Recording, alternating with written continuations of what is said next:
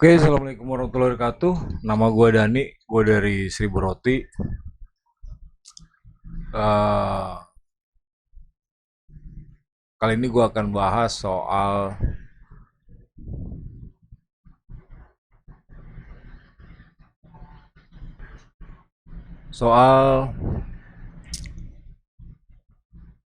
IPO yang kalau lu inget di salah satu video gue sempat bilang bahwa kalau syaratnya 10 miliar, maka orang biasa cuma bisa jadi pekerja atau jadi bikin perusahaan biasa. Dan kenapa sih IPO penting? Sebenarnya ada hubungannya juga. Ada orang yang tanya gua gitu ya di saat gua lagi ngurusin orang tua gua yang lagi sakit, yang anak muda kok nggak peduli politik gitu ya. Ya, gua harus ngewajarin itu karena menurut gua tiap orang punya sudut pandang yang berbeda, pengalaman hidup yang berbeda, eh, tingkat pendidikan yang berbeda, wawasan yang berbeda gitu. Waktu itu gue sempat jawab gitu ya. Waktu itu kalau emang lu berani, ya kan, eh, kalau emang bapak berani, ya PTUN gitu atau viral gitu. Karena dari begitu banyak cara, menurut gue cuma ada tiga cara, yaitu PTUN. Kalau sebagai orang biasa, lu cuma bisa PTUN, viral dengan resiko ada hukum di belakangnya. Yang satu adalah lu jadi pejabat itu sendiri gitu, ya kan? Nanti gua akan bahas satu-satu dan apa hubungannya dengan IPO. Jadi dia pikir mungkin apa yang gue lakuin itu nggak ada hubungannya gitu. Sementara sepanjang gue sekolah, semua penelitian gue, semua tulisan gue itu selalu dengan kebijakan publik di sebuah negeri di Asia gitu ya. Gue nggak nyebut di Asia Tenggara, gue nggak nyebut di mana, intinya di Asia lah. Asia kan gede, gitu ya. Jadi dia hanya menimbang gitu ya, berdasarkan sudut pandangnya dan gue harus mewajarkan itu. Nah kali ini andaikan video ini sampai ke telinga atau bahkan lu bisa nonton sendiri atau bahkan bapak bisa nonton sendiri, semoga bapak bisa mendengarkan dengan baik dan seksama dengan gelas kosong atau gelas tengah lah minimal. Jadi bisa dengerin sudut pandang dari yang lain gitu. Jadi yang gua nggak tertarik adalah kalau PTON bapak nggak bisa, ya kan nggak tahu caranya, ya sudah gitu. Kalau viral bapak nggak berani, ya sudah nggak usah ngojok-ngojok orang gitu. Atau bapak, mas atau siapalah ya kan. Kenapa? Artinya jangan mendorong orang, ngompor-ngomporin orang, tapi takut dengan resikonya gitu. Itu PTON nggak ngerti, ya sudah berarti kan salah satu jalan tinggal viral. Viral kalau nggak siap, ya sudah karena viral itu kan baik sebenarnya. Kalau memang fakta dan datanya benar, ya kan, ngapain takut gitu kan? Contohnya apa? Ya ada salah seorang pemuda yang viral, yang bicara tentang infrastruktur di daerahnya, ya kan? Sampai akhirnya kepala daerahnya, pejabatnya, bupatinya, gubernurnya, bahkan sampai presiden mengunjungi tempat tersebut, walaupun belum ada tindakan ya. Tapi setidaknya kalau fakta dan datanya benar, ya kan? Jelas Undang-Undang Kapolri, ya kan? Kalau saya nggak salah Jaksa Agung dan satu lagi, kalau memang faktanya benar, ya nggak bisa dipidana, gitu. Ini gue udah gue kasih kunci.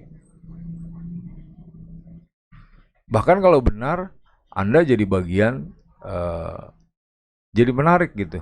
Jadi orang mereka punya dasar, oh iya benar nih gitu. Tapi kalau bukan, kan jadi gibah, jadi fitnah. Kalau benar jadi gibah, jadi ngomongin orang. Kalau benar jadi fitnah gitu. Nah, kenapa sih gue nggak suka di bawah gitu ya? Ya harus ada aksi dong. Kalau nggak berani ya nggak usah ngomong apa-apa gitu.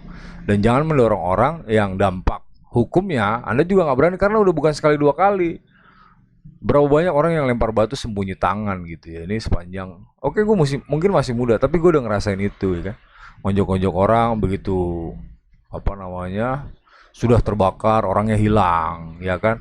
Ditelepon nggak bisa, datang nggak bisa, dikonfirmasi nggak bisa, gitu kan? Makanya kalau di hukum ada yang namanya hak jawab, pers punya hak jawab, kalau rumah sakit punya hak jawab, ya kan? Kenapa ada pengadilan? yang diduga bersalah pun punya hak jawab. Karena belum tentu dia salah sepenuhnya. Bisa jadi yang satu memutarbalikkan fakta, tapi nggak berani tampil di depan muka. Gitu. Apalagi kita ngurus sejarah kan kerjaannya adu domba. 350 tahun kita dijajah atau sebuah negeri dijajah oleh negara orang. Yang negerinya jauh lebih kecil dari negeri tersebut. Yang besarnya nggak lebih besar daripada Jawa Timur. Jumlah penduduknya hanya 1/10.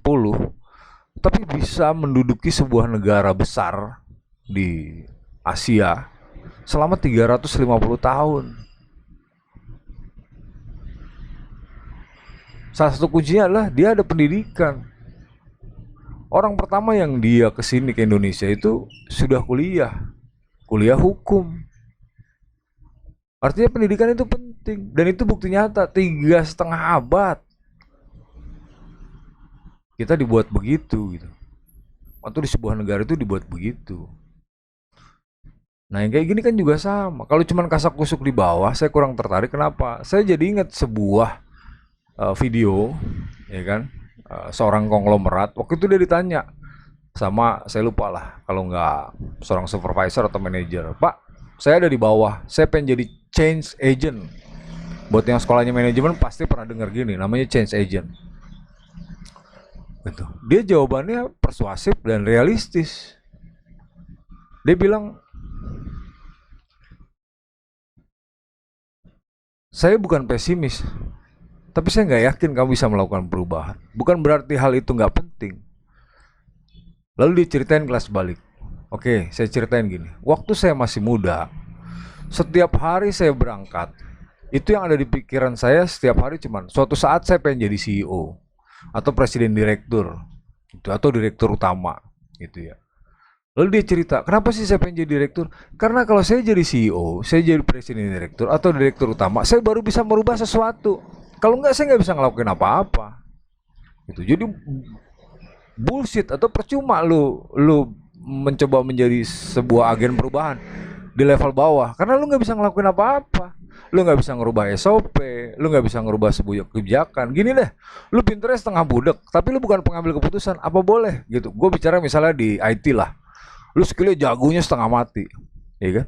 Tapi lu bukan pengambil kebijakan. Apa lu boleh nyentuh tuh server, ya kan? Ngubah settingan networknya, ngedit aplikasinya. Jago kalau boleh, apalagi aplikasi yang sudah berjalan. Itu hal sepele tuh. Oh iya, lu skillnya jago ya kan, sertifikat di mana-mana gitu. Tapi kalau lu bukan pengambil keputusan, bullshit. Nggak ada yang bisa lu lakuin gitu. Itu menurut apa hubungannya yang tadi? Sama, dia juga bilang gitu kan. Kalau gue bukan presiden direktur, ya gue nggak bisa ngerubah apa-apa. Makanya dia waktu itu saranin. Jadi menurut dia ya kan, waktu dia nyaranin sama si penanya, lu nggak usah jadi change agent, lu bermimpilah jadi CEO. Karena dengan jadi CEO, presiden direktur atau direktur utama, baru lu bisa merubah keadaan atau merubah sesuatu yang lu mau gitu. Lu apa hubungannya dengan politik gitu kan? Nah politik kan jelas. Lu kalau mau ngerubah, ya harus PT UN, gugat tuh aturan, ya kan? Yang lu nggak setujui, lu viralin biar didengar dengan fakta dan data. Kan katanya fakta dan data, ya kan? Orang sekolah itu semua pakai fakta dan data, bos. Ya kan? Kalau enggak, skripsinya dianggap halusinasi. Dan kalau ada yang menuliskan dengan halusinasi, gue kagak ngerti. Ya kan? Gue nggak tahu lah kampusnya bagaimana. Karena harus fakta dan data. Jadi orang sekolah hampir rata-rata semua pakai fakta dan data. Gue nggak mau bicara teori lah, karena ada yang namanya riset kualitatif, ada riset kuantitatif. Gitu. Jadi sepanjang kalau emang lu punya data dan fakta yang benar, ya viral. Lu nggak bisa PT UN viral. Kalau nggak jelas nggak bisa jadi pejabat. Apa hubungannya sama pejabat tadi? Kenapa sih judulnya jadi jenderal baru bisa IPO? Ya balik, kenapa sih gue peduli banget sama IPO? Gini loh, gue berpikir, ya kan, kita pengen kayak Singapura, pengen kayak Amerika, mungkin kayak Jepang atau kayak Korea, ya kan? Gimana sih caranya mereka maju? Lewat bursa. Sekarang percuma ada di sebuah negara ada namanya beasiswa namanya LPDP gitu kan. Lu biayain mereka sekolah terbaik di dunia. Yang biaya sekolahnya aja kayak di Stanford, Harvard, mungkin 1 miliar lebih. Itu baru bayar sekolahnya, belum biaya hidupnya. Atau yang viral kayak waktu itu kan, S2, S3, tukang beca S2, S3. Biaya sekolah di sana mahal bos, belum biaya hidupnya. Terus dia balik ke sini nggak lu modalin. Gua kan udah lihat, ya kan? Ada orang biasa, ya kan? Bapaknya, ya gua nggak mau sebut lah siapa orangnya. Sekolahnya di Inggris, ya kan? Balik ke sini nggak lu modalin, dia cuma bisa jadi narasumber, ngoceh sono sini, ngoceh sono sini. Apa bisa ngerubah keadaan? Nggak bisa. Dia harus membuat sesuatu bisa besar, megang duit, baru atau dia ada ditampuk kepemimpinan. Lalu apa hubungannya sama IPO? Sekarang gini, kenapa sih gua komplain, ya kan? Pertemuan terakhir gua dengan sekuritas kan udah jelas, IPO minimal 10 miliar. Buat gua itu nggak make sense. Karena kalau syaratnya 10 miliar, maka orang yang tadi dibiayai oleh beasiswa tersebut dengan mahal-mahal balik ke Indonesia tidak dimodali, ya kan? Atau syarat riset atau dana hibah yang 2 miliar itu nggak bisa diakses, ya nggak jadi apa-apa. Syarat IPO-nya lagi kayak gitu, ya nggak jadi apa-apa.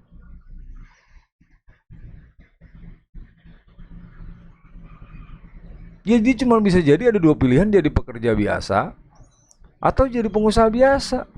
Sekarang jadi pekerja, misalnya kayak gua gitu kan, gaji 15 juta lah, ya kan? Gua nggak punya cicilan rumah, itu cuma buat biaya hidup. Gue lulus di umur 25, ya kan? Yang gue simpan 10 juta, 30 tahun gue baru megang duit 3 miliar. Kapan IPO-nya? Apalagi cara IPO-nya harga sahamnya 1:1, tambah nggak masuk di akal lagi, tambah berat. Kecuali valuasinya atau harga sahamnya jauh lebih bagus, nah itu baru bisa. Apa hubungannya sama jadi pejabat? Iya kan? Ya kan gue pernah bilang, orang ini kalau nggak nakal, ya susah mau IPO, mau kayaknya tuh susah. Gitu. Atau nakal, ya kan? Nah yang paling mengerikan, ya kan, udah jadi tampuk pimpinan, nakal juga gitu. Karena jalannya atau kondisinya membuat seperti itu. Bekerja 30 tahun aja baru 3 miliar. Jadi jenderal bintang 3 aja di sebuah negara di Asia baru megang aset 10 miliar. Usia sudah 58 tahun, memasuki masa pensiun. Berapa tahun? 33 tahun. Taruhlah 30 tahun baru megang 10 miliar. Tapi berapa banyak yang bisa jadi jenderal bintang 3, bintang 4? Berapa banyak? Rata-rata paling perwira menengah. Habis di situ. Ya kalau lurus-lurus saja artinya kan nggak mungkin bisa IPO. Kenapa hubungannya sama jadi pejabat, ya kan? Bapak-bapak, ibu-ibu, mas-mas, mbak-mbak, ya kan? Kenapa sih gue peduli banget sama IPO? Karena itu satu-satunya jalan atau salah satu jalan yang menurut gue, walaupun nanti ada orang bilang, oh IPO buat pencucian uang dan lain sebagainya, itu lain hal lah. Kenapa? Karena orang mau jadi orang jahat tuh mau caranya apa aja banyak. Jadi hacker kayak jebolin bank kan bisa juga. Kayak yang di Rusia kan, cewek jebolin bank. Ya kalau mau jahat apa aja juga jadi jahat. Batu aja dari pinggir jalan dilemparin ke orang udah jadi jahat juga. Ya kan? Mau yang tajam mau yang enggak, semua kan tinggal tergantung siapa yang bawa. Apa hubungannya sama IPO? Ya tadi, orang biasa kalau bisa IPO dia bisa jadi luar biasa tanpa harus bantuan orang lain. Nah begitu dia kaya, barulah dia jadi pejabat. Sehingga waktu dia kampanye, ya kan, syukur-syukur kalau dia dipilih, dia nggak punya utang jasa sama siapapun.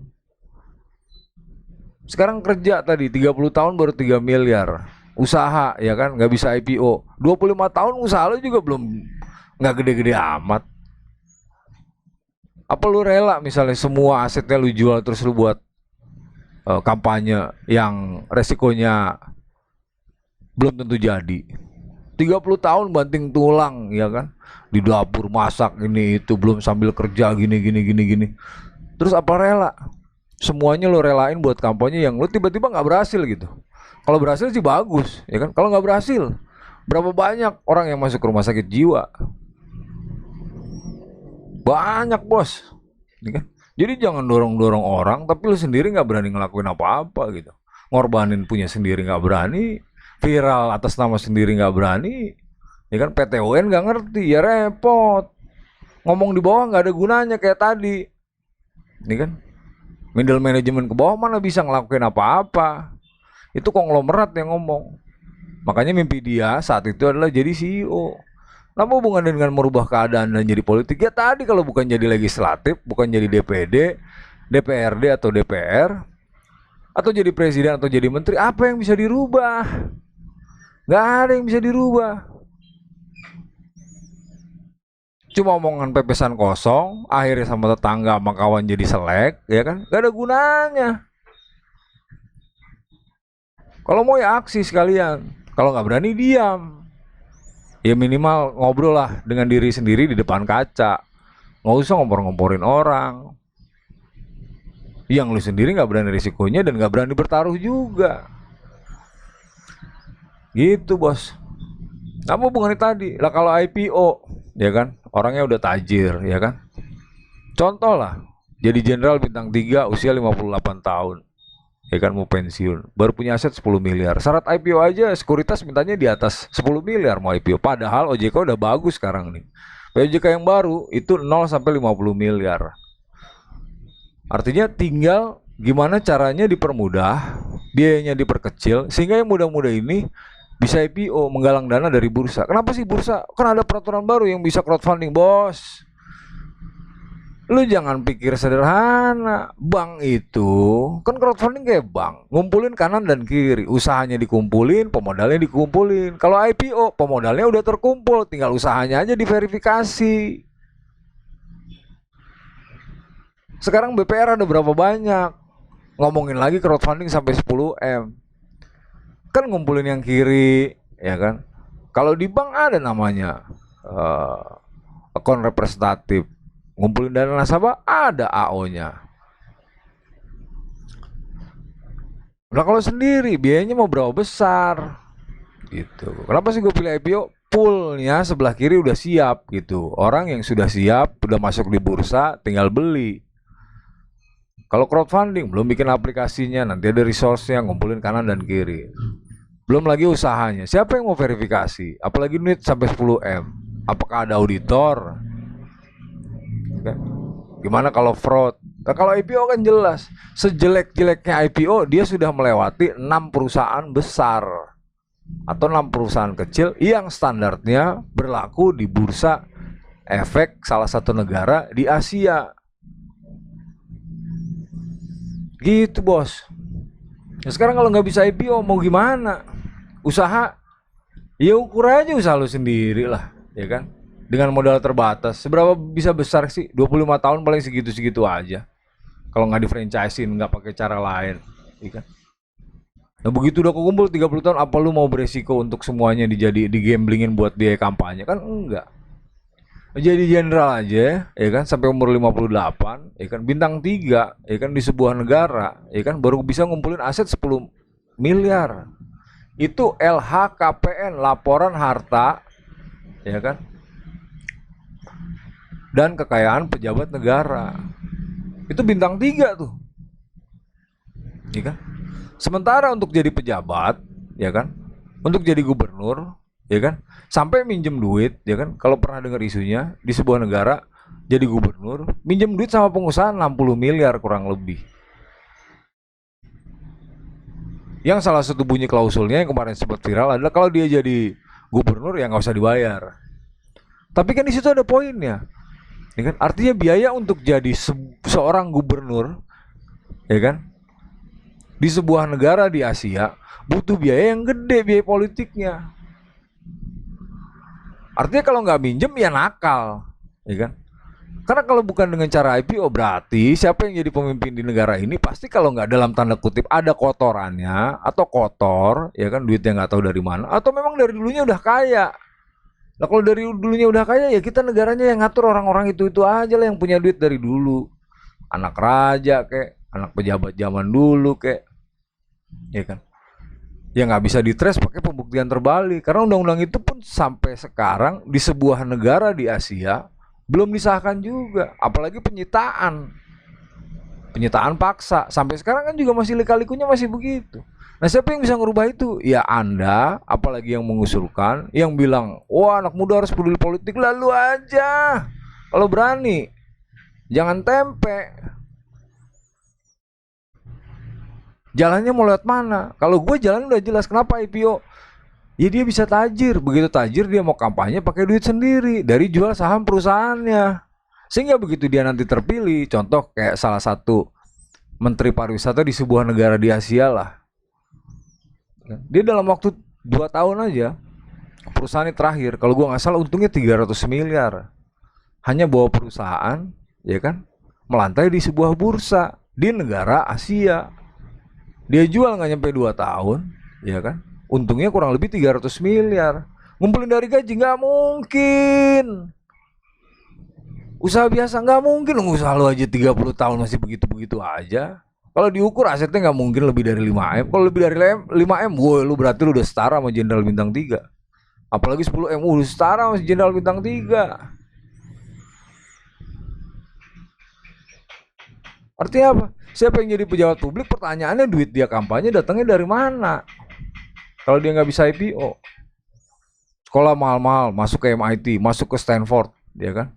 Masuk ke Berkeley, ya kan? Masuk ke Harvard. Dia kuliahnya udah hampir 2M, balik ke sini nggak dimodalin. Iya jadi tukang roti. Kayak gue kan. 1000 mau sampai kapan kalau nggak gue franchisein? Makanya mau pengen gue franchisein. Mau sampai kapan kalau gue nggak IPO? Taruhlah setahun gue untungnya misalnya 10 juta, ya kan? 30 tahun baru 300 juta. Terus gue tiba-tiba ujuk-ujuk mau nyalon gitu kan. Karena kalau gue jadi tadi cuma PT UN, ya kan, diantaranya tuh viral, ya biar dengan fakta dan data, biar eksekutif sama legislatif memperhatikan lo, ya kan? Atau salah satunya lagi ya jadi pemerintah itu sendiri, sama kayak konglomerat itu ya jadi CEO-nya sendiri, baru lu bisa ngerubah. Lah kalau duit mulu mau jadi eksekutif tadi lu harus duitnya dari duit nggak jelas. Ya lu kan pasti cari cara untuk ngulangin duit yang kemarin. Kalau minjem ya lu harus mikirin. Syukur-syukur nggak ada bunganya. Lah kalau Amsyong udah duitnya 60 miliar itu baru yang ketahuan, ya kan? Yang duit-duit dia sendiri, duit mungkin donatur-donaturnya kan kita nggak tahu. Nah kalau dengan IPO, ya kan, anak muda udah kaya, ya kan, balik ke Indonesia 3-5 tahun, ya kan, perusahaannya go public, ya kan, sahamnya bisa dijual. Waktu dia mau, ya gue nggak bicara akuisisi lah, ya kan, akuisisi juga harus dibiasain bahasa kita, bikin perusahaan jual, bikin perusahaan jual. Gitu. Kalau nggak mau dari mana? Gue jual roti, rotinya mesti berapa ribu atau berapa ratus ribu untuk ngumpulin duit sebanyak itu hanya untuk kampanye yang resikonya besar. Kalau gue nggak berhasil duitnya gimana? Kalau IPO, oh ya habis gue naik lagi IPO lagi, inisial public offering, tawarin lagi saham perdana, bisa naik. Kalau nggak mau dari mana? Gitu loh. Jadi jangan dipikir gue mikir IPO itu nggak ada hubungannya sama politik. Ada bos. Iya kan? Karena kalau orang yang nggak kaya, orang biasa nggak bisa kaya bos. Dan orang biasa yang pengen ngerubah keadaan, ya kan, nggak bisa duduk di DPR, ya kan, di DPD, di DPRD, atau jadi presiden, atau jadi gubernur, atau jadi wali kota. Karena jalannya nggak ada, kerja nggak mungkin. Orang jenderalnya cuma 10 miliar, dia jadi gubernur, minjemnya dia aja udah 60 miliar. Duit dari mana sisanya? Kalau dia bukan keturunan tadi, keturunan raja, keturunan pejabat zaman dulu yang nggak bisa dilakuin yang terbalik, nggak bisa ditres. Mau dari mana? Anak muda kayak gue gitu, masih baru gitu kan. Lah gue 10 tahun usaha masih jatuh bangun gitu. Tadi gue bicara mulus, 30 tahun lurus-lurus aja gue ngumpulin 10 juta sebulan aja baru 3 miliar. Biaya kampanye jadi gubernur 60 miliar yang dipinjem. Terus gimana caranya gue bisa jadi gubernur, gue bisa jadi wali kota, ya kan, gue bisa jadi anggota DPR, DPRD atau DPD tanpa punya beban. Beban apa? Beban janji sama orang, apalagi beban bunga. Akhirnya apa? Ya orang-orang itu lagi, orang-orang itu lagi, orang-orang itu lagi. Ya salah satu jalan, bukan jalan satu-satunya, salah satu jalan. Kenapa gue sih fokus di IPO? IPO dikecilin lah, biar yang kecil-kecil bisa naik daun. Perusahaannya bisa naik. Nanti gantian dia bangun yang lain. Kalau ada sebagian orang yang sudah bisa IPO, usahanya IPO, terus dia tertarik untuk masuk ke politik, dia pakai duit dia sendiri. Nggak lagi dia harus mengais-ngais, ngumpulin gitu. Ya kalau ada simpatisan ya oke, ada donatur ya oke. Tapi setidaknya dia tidak berutang jasa. Lu bantu gua sukarela lo ya. Karena gua pakai duit sendiri juga masih sanggup. Gitu bos. Jadi bukan berarti gua nggak mikir politik, mikirin. Sekarang gimana caranya lu memilih kepala daerah, memilih calon anggota DPR, DPRD, DPD, ya kan? Kalau nggak ada jalur yang tadi gue bilang tadi, ngumpulin duit dari usaha nggak mungkin, ngumpulin duit dari kerja nggak mungkin. Orang jadi bintang 3 aja baru 10 miliar, sementara jadi gubernur 60 miliar. Terus duit sisanya dari mana? Gitu loh bos. Jadi balik lagi, kalau ente nggak berani viral, ya kan? Ya nggak usah gosok-gosok yang lain. Itu mah cuman gemercik, apalagi cuman lewat WhatsApp, nggak guna, nggak bisa ngerubah keadaan. Ingat tadi yang konglomerat tadi itu. Kalau bukan jadi CEO, nggak bisa ngerubah apa-apa. Kalau bukan jadi presiden, jadi wali kota, jadi gubernur, bukan jadi anggota DPR, DPD atau DPRD, ya nggak bisa ngerubah keadaan. Atau jadi menteri, nggak bisa ngerubah keadaan. Yang punya SK kan mereka. SK menteri, ya kan, untuk urusan kesehatan, untuk urusan pajak, untuk urusan bea cukai, ya kan, SK menteri. PP, peraturan presiden, baru kita bisa ngerubah keadaan. Yang jadi pertanyaan, sumber duitnya dari mana waktu dia mau kampanye? Kalau dia nggak bisa kaya secara mandiri, salah satu jalan kaya secara mandiri adalah IPO. Karena kalau ngumpulin dari koin ketemu koin, lu ngukur usaha lu sendiri deh. 30 tahun lu udah megang apa? Kalau lu bisa lebih besar dari 10 miliar, berarti lu udah lebih besar dari jenderal bintang 3. Pertanyaannya, apakah saat lu udah ngumpulin segitu lu berani berspekulasi semua duit itu untuk kampanye? Kan belum tentu. 30 tahun banting tulang jungkir balik, sekarang udah nggak bisa ngapa-ngapain, ya kan? Pengen menikmati hidup, tiba-tiba semua amblas gara-gara pemilu gagal. Kan nggak mungkin. Jadi jangan ngomporin orang kalau nggak tahu jalannya, ya kan? Nggak punya solusinya, apalagi ngomporin gitu kan. Ya itu dari gue. Jadi menurut gua udah jelas kenapa sih IPO gue pengennya dipermudah. POJK-nya udah bagus, tinggal dipermudah, biayanya diperkecil. Karena biar yang muda-muda ini udah sekolah mahal-mahal, disekolahin sama negara, balik ke Indonesia dia bisa bikin sesuatu, apalagi dimodalin tadi pakai dana hibah dari LPDP, biar dia bisa bikin sesuatu. Lalu IPO, kalau negara pengen balik ya tinggal IPO, yang 2M tadi dibalikin lewat IPO. Lalu jadi dana bergulir lah. Nah kalau dia perusahaannya bagus, misalnya jadi kayak Microsoft, gitu kan, valuasinya gede kayak Apple, gitu kan, ya dia mau maju jadi pejabat, dia tinggal dia jual saham. Gue butuh dana 100 miliar, 400 miliar, 500 miliar, ya kan, kayak salah satu menteri pariwisata di negeri yang berada di Asia. Konon katanya ngabisin duit 500 sampai 1 T. Lah kemarin dia nggak nyampe 2 T, 2 tahun aja perusahaannya udah ngumpulin 300 miliar. Modalnya 4 miliar. Gitu bos. Ya semoga ini bermanfaat dan kita semua semakin terbuka.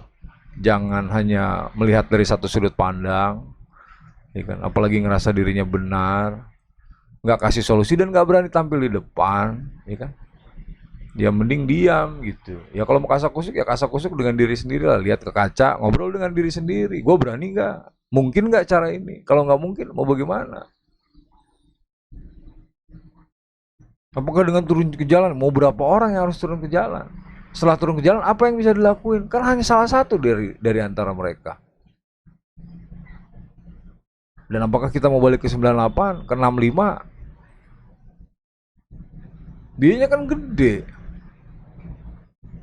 Ya, tadi itu biasanya PT UN rubah aturannya, viral biar didengar kalau emang ada fakta dan data, atau jadi pejabat itu sendiri. Dan jadi pejabat biar nggak punya beban masa lalu, beban utang piutang, apalagi beban bunga, utang janji sama orang lain,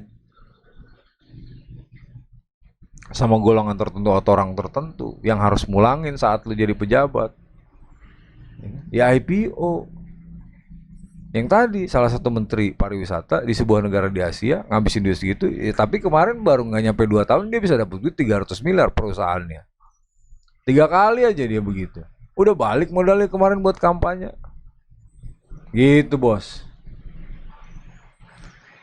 Ya sekalian sekali lagi gue ucapin terima kasih buat yang nonton video ini, buat bapak, ibu, mas yang udah nonton terima kasih banyak.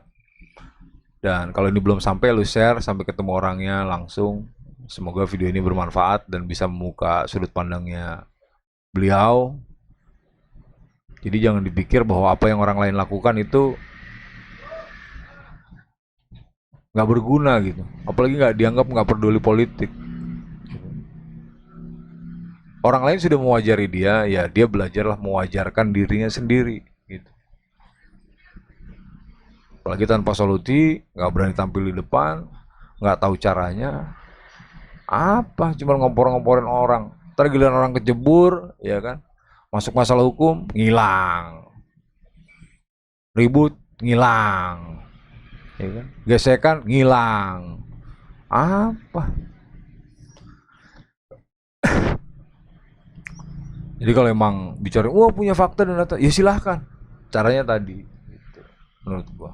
Lakukan, nggak usah ngomporin orang. Kita cari yang damai-damai aja. Kalau emang perlu reformasi atau perubahan ya tadi IPO-nya dipermudah, biayanya diperkecil. Sekian dari gua, nama gua Dani. Terima kasih sudah nonton video ini. Jangan lupa subscribe, like, dan komen. Khususnya kalau lu pengen dukung channel gua, ya gua masih bingung sih apakah gua harus jual merchandise ya kan, atau gue galang donasi. Ya pengennya sih jual barang lah atau apa gitu ya, gue masih belum tahu. Nah, biar channel ini bisa mendidik baik yang muda, yang tua, yang generasi yang masa yang akan datang, bermanfaat buat bangsa dan negara di sebuah negara di Asia. Karena tanpa itu ya waktu gue terbatas karena gue harus cari duit juga. Ya nggak apa-apa juga sih, cuma gue kepikiran aja karena gue udah mulai punya hampir 1100 subscriber. Sekian dari gue, sekali lagi nama gue Dani.